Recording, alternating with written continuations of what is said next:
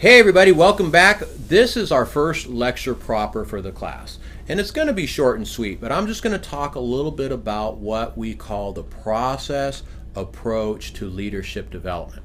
Now, there's a lot of ideas about leadership out there, and they're all important and they're all critical, and you're going to be exposed to many of them in this class. But I want to preface the class by talking about this idea of process. Now, what is process?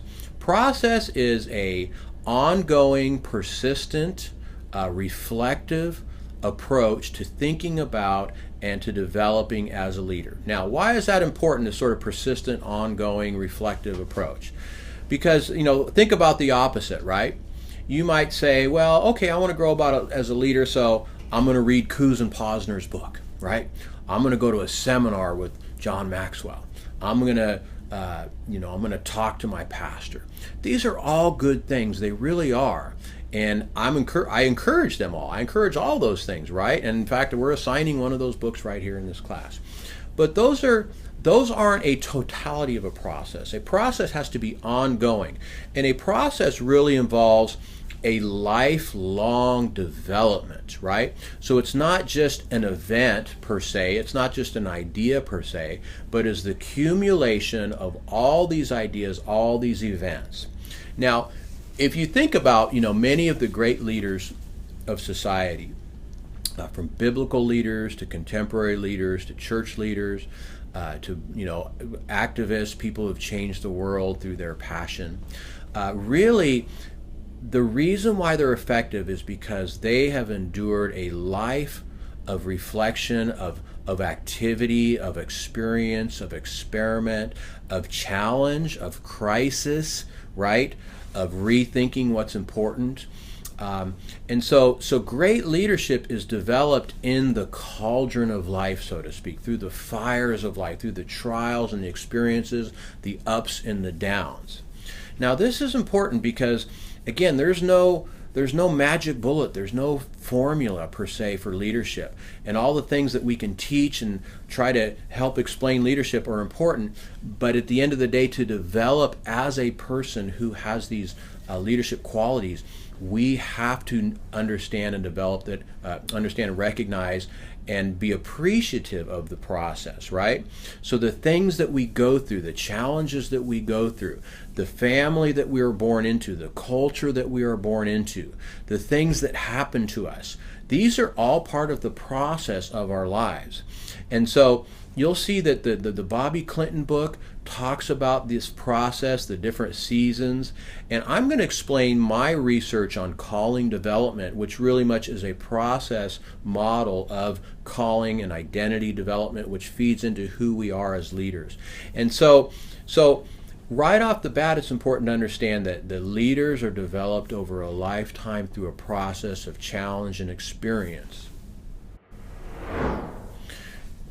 Now, some of these challenges and experiences come from when we're very young.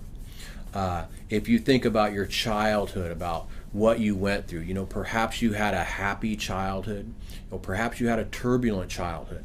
Well, both of those would lead you in different trajectories, that they would begin to form your thinking and your identity and your passions, right? For example, what if you grew up in a broken home, right? And you always saw violence, and you always saw people being slapped aside or people minimized, right? You would have a strong aversion to those things, and that might even drive your passion and your calling in life. And when you think about a lot of the things that great leaders have, a lot of the great leaders, you'll look back in their lives and you'll see that they have endured challenges that have shaped and influenced what is important to them and what their ultimate life calling is. The founder of Mothers Against Drunk Drivers, she didn't just wake up one day and say, I want to start an organization that really helps, people understand how dangerous this is. No, her son was killed by a drunk driver, right? That was part of the warp and woof of her life, which then informed her passion and drove her to create this organization, which has been effective and which has helped thousands of people. Who knows how many lives have been saved because of that campaign. Or think about somebody like Martin Luther King Jr., right, who suffered great injustice in the South, before the Civil Rights Movement. And his experience, his back, get to the back of the bus experience really informed his passion and what his life mission became. And so you see, those aren't just things like, a career, what do I want to be when I grow up? Do I want to, start a nonprofit, or I want to, be a civil rights leader? We don't think like that. That's not how it happens, right?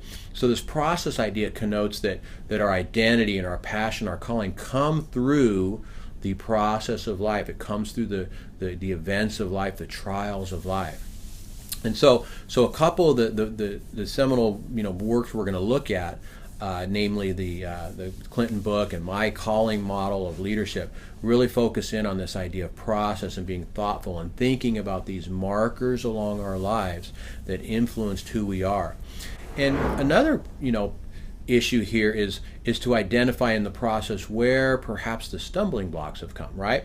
Where are the things that are preventing me, that are stopping me from moving ahead? I'll talk about this in my calling model, but just to kind of give you a preview, sometimes there's things in our life that prevent us from really entering into the fullness of our calling, and we have to wrestle with those, right? Maybe they're emotional hang-ups or relational hang-ups or identity hang-ups. There's just kind of things in our life that we need to deal with, right? So that's part of the process. That's part of the getting real, the being transparent, and saying, yeah, this is part of my past. This is a pebble in my shoe that I have to, remove and deal with. And if you look at Jacob, for example, right, he wrestled with God, and from that point on, he became a champion with God. But he always walked with a limp, right? He walked with a limp after he wrestled with God. That was part of his process. That was part of his identity. That was part of his own mission. That wrestling with God and understanding who God was and who he was in God, because that was the point where God changed his name as well. So anyhow, just a brief lecture, just a few ideas to see this idea about leadership and the process development, that there's no single solution, there's no book that you're going to read, there's no idea that you're going to understand that's going to make you the leader.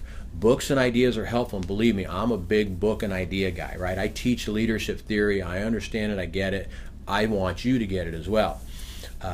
But as we think about our own personal development, we have to understand and recognize that it's going to come over the seasons, over the challenges of life, over just a life lived that's reflective and walking with the Lord and understanding what the Lord has and why we went through these seasons.